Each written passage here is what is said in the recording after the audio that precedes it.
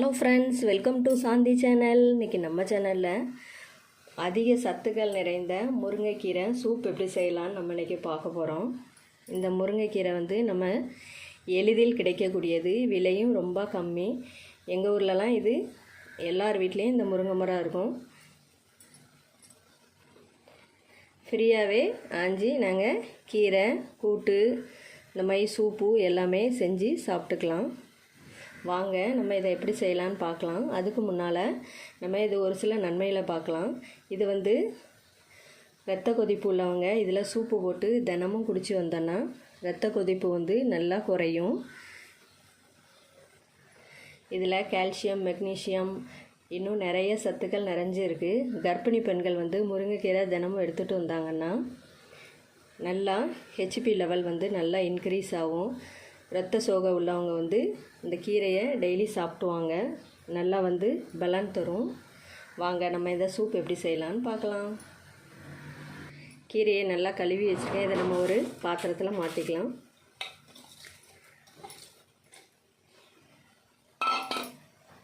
இதில் ஒரு கப் அளவு தண்ணி ஊற்றிக்கலாம்.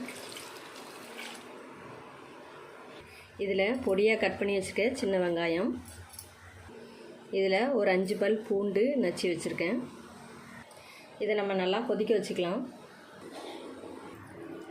இதில் ஒரு அரை ஸ்பூன் மஞ்சள் தூள், சீரகத்தூள் 1 ஸ்பூன், மிளகுத்தூள் 1 ஸ்பூன், சூப்புக்கு தேவையான உப்பு. இது நல்லா கொதித்து கொஞ்சம் தண்ணி வற்றட்டும். இது நல்லா வற்றிடுச்சு. இப்போ சூப்பு ரெடி ஆகிடுச்சு. நம்ம இப்போ ஸ்டவ் ஆஃப் பண்ணிடலாம். இதை நம்ம வடிகட்டிக்கலாம்.